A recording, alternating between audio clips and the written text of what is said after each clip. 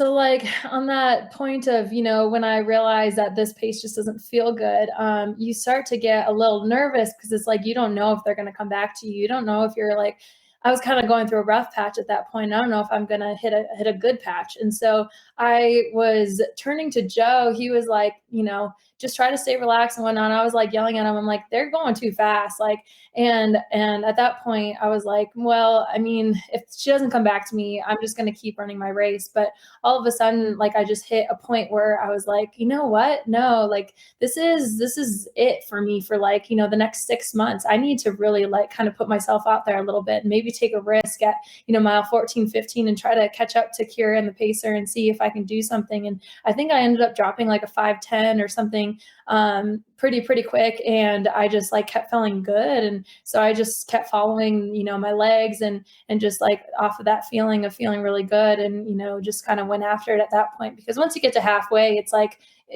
you got to go for it at some point. And so that's when I really decided was at that, mile 15 or so that this needs to happen.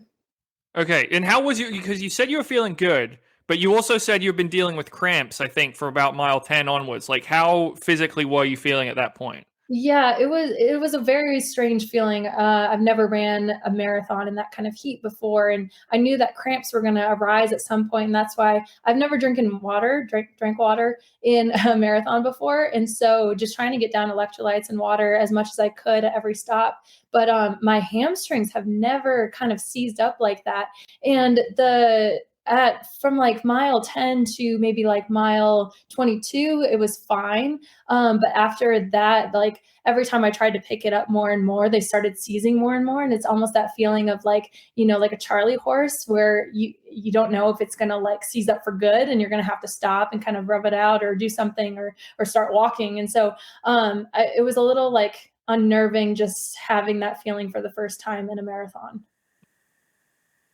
But ultimately, it worked out really well. You placed second overall. And it seemed like, I mean, do you feel like because you went out less conservatively, or sorry, more conservatively, that was the reason why you were less affected by the heat and the wind than the other runners? Or do you think anything else went into it?